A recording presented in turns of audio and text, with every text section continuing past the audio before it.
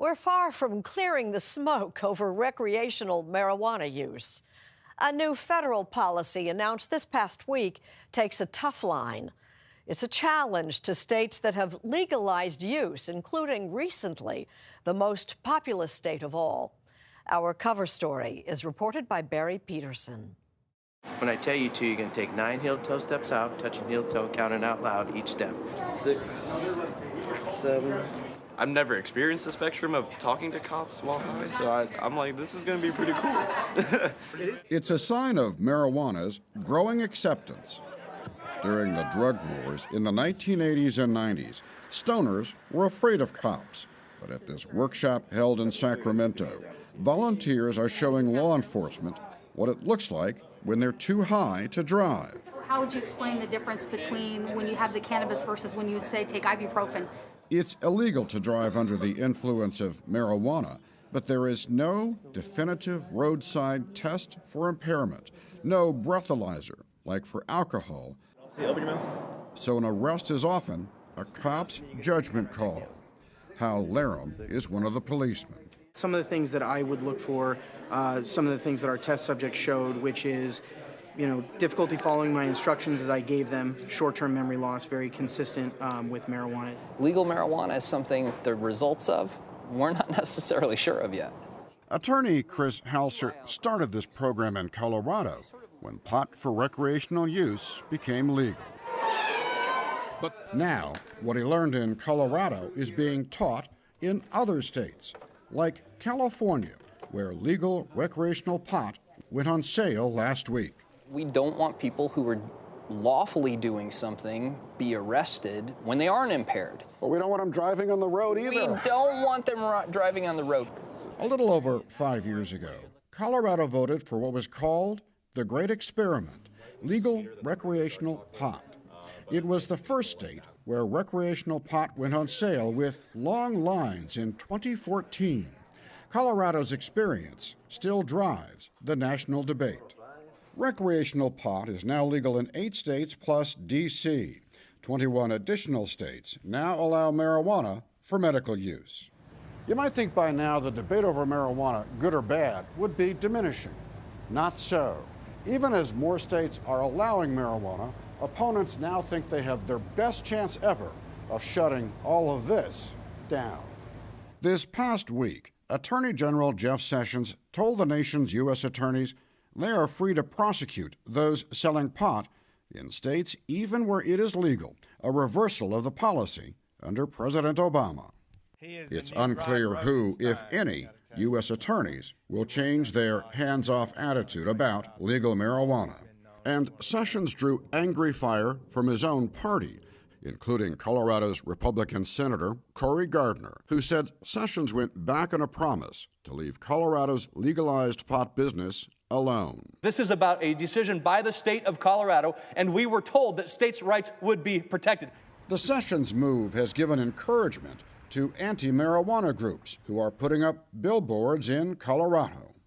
The state is not better off with legal pot, says Kevin Sibet, president of the bipartisan group Smart Approaches to Marijuana, which supports a decrease in marijuana use.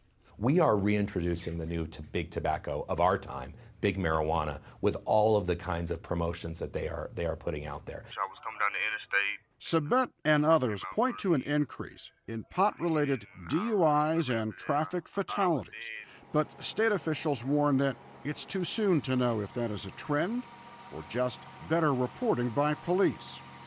And Sibet says lobbyists want pot so pervasive you could even smoke it in restaurants. We haven't had smoking in restaurants in this country for 30 to 40 years. Yeah, I don't know anybody who's lobbying for smoking in restaurants. There is a Denver, Colorado ordinance they're talking about where you could smoke in specific I'm happy to introduce areas. you to the D.C. lobbyists that have that on their list. Right. And absolutely. Well, they're not doing it here because I live here. Yeah, so. well, I mean, but there are people that are advocating for that. And in this heated debate, use by teenagers may be the hottest hot-button issue. In a letter to Colorado's governor last year, Attorney General Sessions cited a federal study showing marijuana use by young people in the state increased 20% since legalization in 2014. But that same study continued to track use through 2016 and eventually showed a decline of 13.5%. Is this an easier issue to deal with on a state level, considering the partisanship we have in Washington now? I think it is. In Colorado particularly, we work well across the aisle. Colorado Attorney General Cynthia Kaufman, also a Republican, opposed legalized recreational pot, but thinks a shutdown by Sessions is a bad idea. I look at this as a states' rights issue, and Coloradans have made the choice to legalize marijuana. I would not support the federal government coming in and reversing that decision for us. She says there are problems. The black market still exists, and pot gets illegally shipped across state lines. So I would say we're somewhere in between great success and absolute failure, and we're leaning toward success. And by any financial measure, marijuana in America has become a roaring success. The legal cannabis industry is projected to reach $10.8 billion in sales this year, more than the sales of ice cream or baby diapers. And pot could provide as many as 177,000 jobs, more than double the number of jobs in the coal industry. We have some samples here. And judging by this pot trade show in Oakland, California, there are a lot more jobs to come in areas outside of pot, like what Nick DeNicola sells, insurance. Basically anything that your standard business would need, except for we specialize in doing that for the cannabis space. But this is the kind of insurance General Motors buys. Exactly.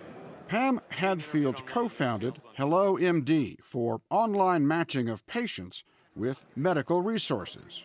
Her personal story is about an addiction to opioids she ended by switching to marijuana. For a country that seems gripped in what we call the opioid epidemic, what is the lesson here? So the lesson here is that this is a viable alternative to an enormous problem that's gripping our entire country. It worked for me, and you could say that it's anecdotal, and yet we're hearing from these people every day. This has changed my life. Here again, what could be another lesson to learn from Colorado, where opioid use has fallen since legal recreational pot was allowed. But experts say those numbers need more research. And someday, Haley Tugas might be one of those marijuana researchers, a pre-med student. She took California's first ever college course in marijuana, taught at the University of California, Davis. Yeah, the weed class is what my friends weed called class. the weed class. Yeah, it's a physiology class, and you actually needed to take an upper division physiology class as a prerequisite for the course. Among the discussions, marijuana's potential to ease pain. What would we lose in terms of its medical potential if marijuana was banned? I think we would really be doing an injustice to a lot of patients. But without extensive research, a lot of pot's value remains more of a hopeful perception. Other perceptions in Colorado are true. Yes, there really are more pot shops than Starbucks. Some are not. It's against the law to smoke pot in public, and rarely do you see someone doing that. And some perceptions are worth noting. Colorado Attorney General Kaufman, who says the people have spoken. Do you think the day will ever come when Colorado will basically roll back what it's done with marijuana legalization? I don't. I don't see that happening.